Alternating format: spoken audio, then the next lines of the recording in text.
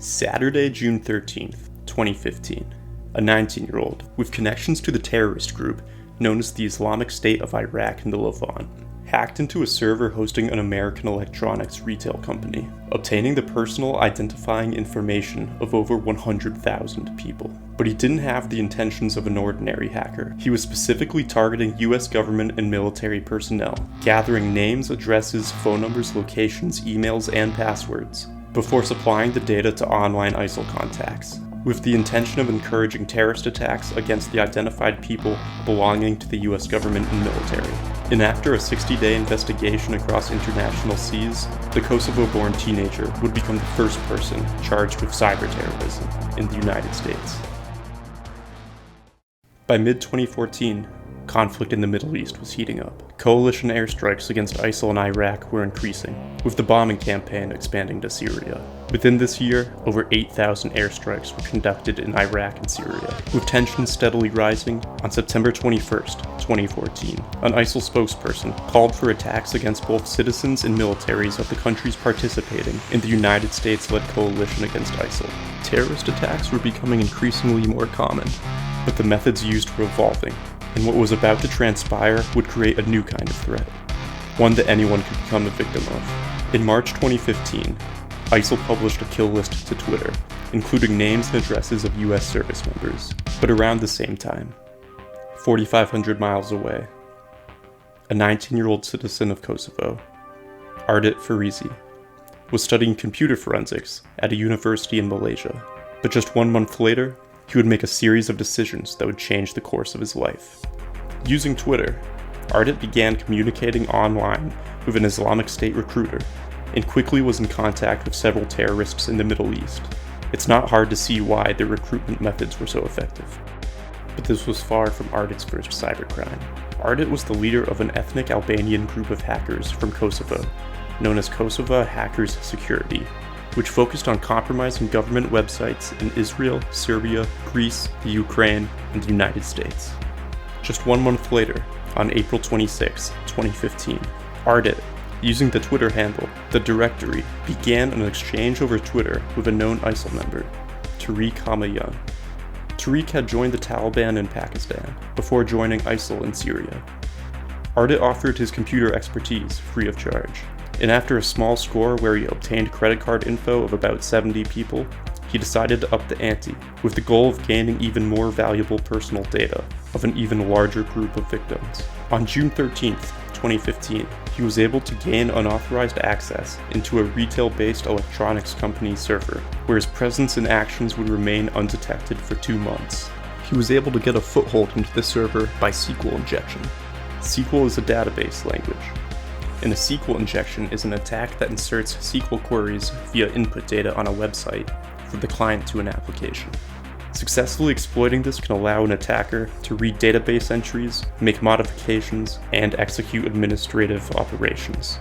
From there, Ardit gained account credentials to access the server, where he exfiltrated the personal data of over 100,000 customers. He created a personal account, KHS, an abbreviation of the hacker group he was a part of, and installed malware on the server, giving him unrestricted access to all data stored.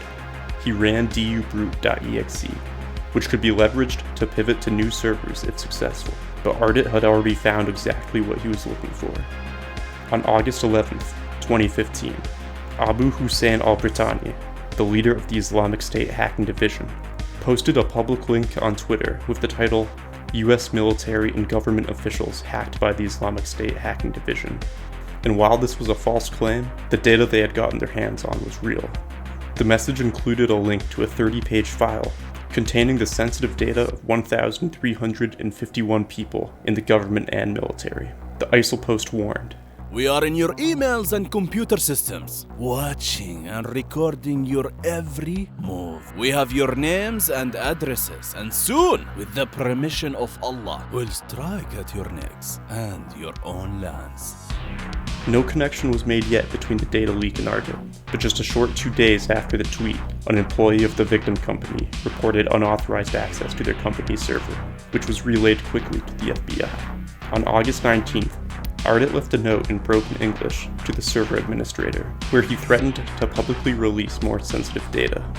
One day later, an employee wrote an email to Ardit where he identified himself and pleaded with Ardit to stop attacking the servers. In response, Ardit requested 2 Bitcoin, but instead of paying the ransom, the email was forwarded to the FBI.